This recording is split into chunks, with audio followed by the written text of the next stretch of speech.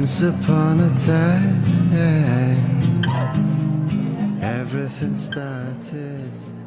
Hi, I'm Thea, the founder of SYBD.com. As we're turning 12 this year, I thought I'd compile my list of the 12 stages of a breakup. Now, it's important to note that the healing process is not linear. Some people will experience all 12 stages, some won't. Some will experience some stages more than once. It's often a case of one step forward, two back. So here we go. I call the first stage the tornado stage because it feels like the rug's been pulled out from under you and your world's thrown straight up into the air. This stage is punctuated by shock, fear, anguish, and worries about how you're going to carry on. Most people experience this stage in some way. It might be uncontrollable sobbing, insomnia, appetite fluctuations, or suicidal thoughts, and sometimes shock-related physical symptoms like nausea, vomiting, acne, rashes, palpitations, chest pains, an inability to concentrate, and panic attacks, just to name a few. During this stage, speaking from experience, you'll feel like you're living in a nightmare, wishing you could wake up. Stage 2, a term borrowed from World War II bombings in Japan, is ground zero, which signifies an epicenter of a disaster. While the end of the relationship is technically not as devastating as an earthquake, tornado, bombing, or whatever, when it's your own relationship lost, it sure can feel like it is. Now's the time to sort your practicalities and deal with any joint issues like dividing up belongings or canceling joint bank accounts and bills. You may need to consider legal advice now, too. At this stage, I tend to recommend you cut or at least limit contact with your ex. This may entail removing them from your phone, instant messaging, and/or any social media channels, if at all possible.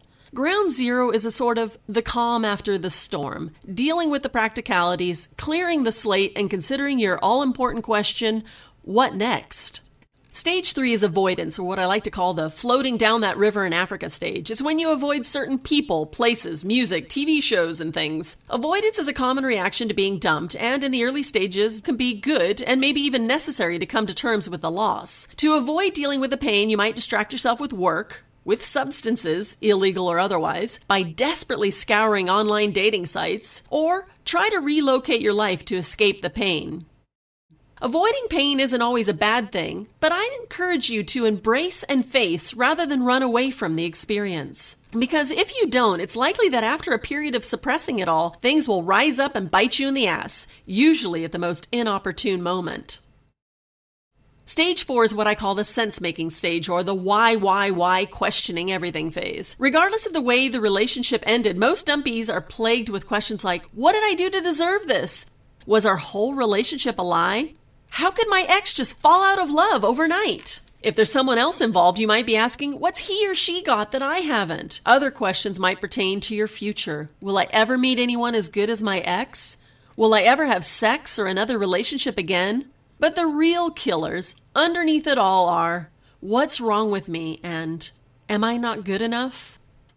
In an effort to gain understanding, you'll probably start Googling for answers, phoning telephone support lines, sourcing therapists, devouring self-help books, consulting psychics, reading horoscopes, or even winding up on sites like SoYou'veBeenDumped.com. This is a time when you're most vulnerable and might succumb to those dubious Get Your Ex Back ebooks or magical heartbreak cure program. Personally, I'd recommend doing some journaling or blogging or maybe finding a counselor to work with instead of falling prey to any internet gurus who might just be after your money. Finally, instead of asking all those painful questions, focus on one and only one. What can I learn from this experience so I can turn this pain into gain? On to stage 5, the inevitable needy-clingy phase. When you're dumped, it calls into question your self-esteem. So in order to validate yourself, you may sometimes behave in ways that will be deemed a little desperate, either to your ex or even to somebody new. You might try to buy them with gifts, beg, bargain, even threaten them, just so you have some form of contact, even if it's bad. Around now, you might be tempted to sleep with your ex again. Winding up in a friends with benefits type situation could be very alluring. But it tends to stop you moving on to someone who will actually want a relationship with you. So when it comes to sex with your ex, proceed with caution. You might randomly contact previous exes, a phenomenon I've coined reverting. This kind of desperate external validation is only a temporary fix and can never replace the confidence that self-reliance will bring. On to stage 6, it's the rage stage.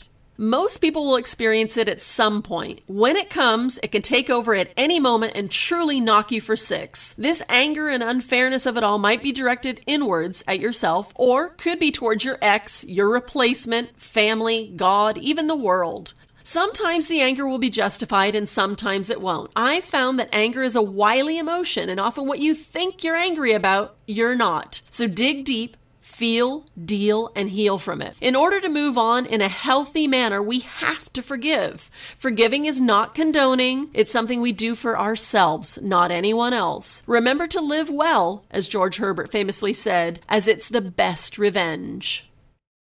7 is torture, or what I call the cruel and unusual self-punishment stage.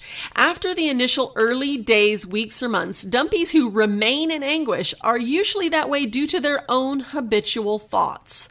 At times, you might be plagued by negative thoughts about not being good enough in some way, blaming your ex for the breakup, or thinking that you've wasted all this time with your ex, or be tormented by constant fantasies of your ex with someone new, whether real or perceived. These obsessive thoughts and compulsions may lead you to behave in self-destructive ways. In the more mild sense of the word, dumpies in this torture mode have reported reading their ex's emails, stalking them in person but more often online, dialing and hanging up, or even checking an ex's voicemails. In this day and age, social media platforms are the cruelest, most common reported cause of setbacks. Mark my words, no good comes from cyber snooping. Ignorance, my friends, is bliss. In the more extreme form of the torture stage, you might physically be self-harming or even contemplating suicide. If you're ever to the point of feeling that bad for a prolonged period of time, then please consult a doctor or therapist for assistance out of this dark hole. The 8th stage is the one I call the Mad Crazies, also known as, well, it seemed like a good idea at the time. This stage is a reactionary stage. You may notice that you're thinking or behaving in half-rational ways. In an attempt to speed up recovery, you might try desperate dating, rebound sex, take revenge, get random makeovers, piercing, tattoos, extreme haircuts, or dye jobs. This phase is the one where your family and friends who know you well would cite your actions as, well, a little out of character. Stage 9 is empowerment and is all about setting goals and taking charge of your life. You make that all-important shift from victim to survivor by making better choices of how you spend your time. You might join a club, revisit past hobbies, sports, and passions, or take up new ones. Volunteer somewhere and reclaim your space. Paint, decorate, refurbish, get new bedding, whatever. You might seek therapy, learn valuable lessons, and start to take responsibility for your own contribution to the relationship and its demise. You stop blaming yourself or your ex for everything. This stage is basically turning those life lemons into lemonade.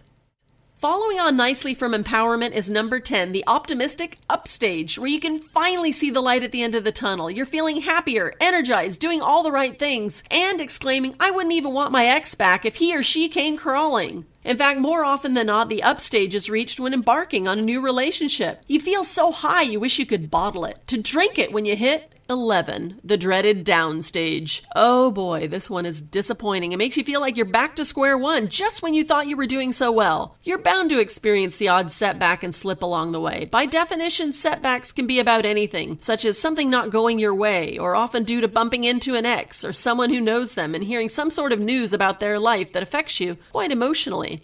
Setbacks happen involuntarily. Slips tend to be when we slip up and break no contact, or we snoop and learn something painful. Again, social media platforms are often the cause of pain at this stage. Curses to those photos, tweets, blogs, status updates, or what have you.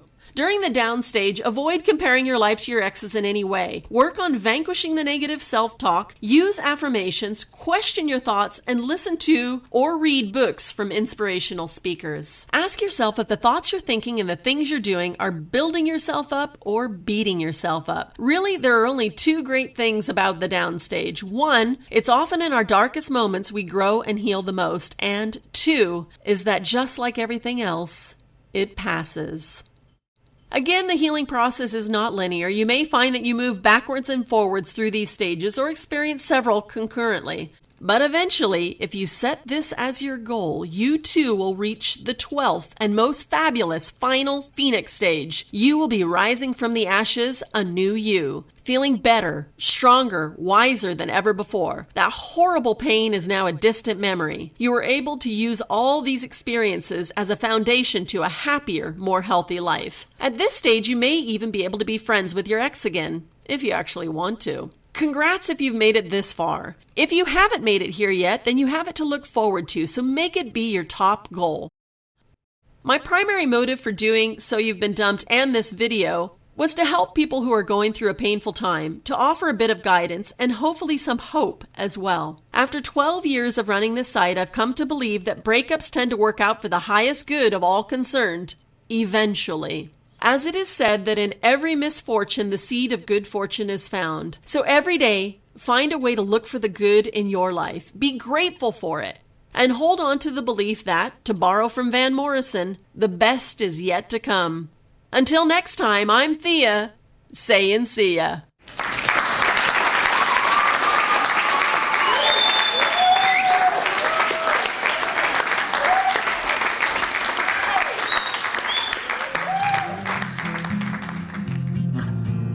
right to the end.